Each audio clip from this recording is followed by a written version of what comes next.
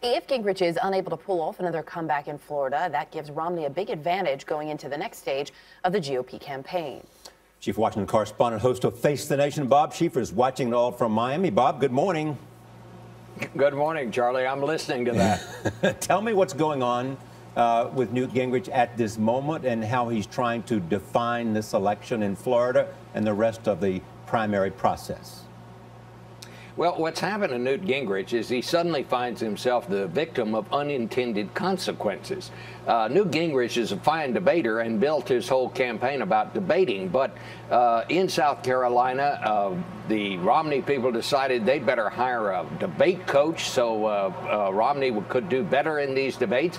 And lo and behold, he came in here to Florida and suddenly became a good debater. Newt Gingrich has made Mitt Romney a good debater, and I think that's one of the reasons that Romney has surged. The other reason, and you never want to underestimate the impact of negative advertising. Romney has just loaded up the television stations and the radio here with the negative ads about Newt Gingrich. It worked against Gingrich way back there in Iowa, and it is working here in in Florida. I don't think there's any doubt about that. And Gingrich is going across Florida saying, hey, it's wrong, they're lies, and it's not fair. Well, he's trying to respond to it, and he has taken this tack.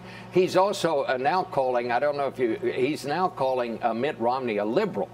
He was calling him yes. a moderate before. Yes. So he's elevated it up. I mean, that's the worst thing you can say about somebody in these Republican primaries now, is to call him a liberal, and that's what Gingrich is calling him.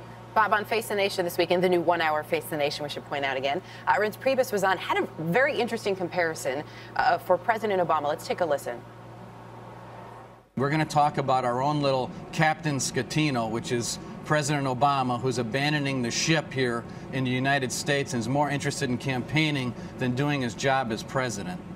What did you just say? What did you call President Obama? I called him Captain Scatino, you know, the captain that fled the ship in Italy.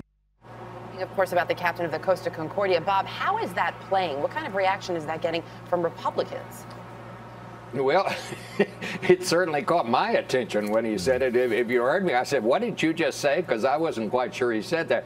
I think it raised a few eyebrows. But, you know, this is where we are in this campaign right now. This thing has gotten really down and dirty, and it's bringing out a lot of things like that from all sides. And I don't think we've seen the last of it yet. I mean, these ads every day, they get nastier, and I see no reason that, or no indication that it's going to get any different.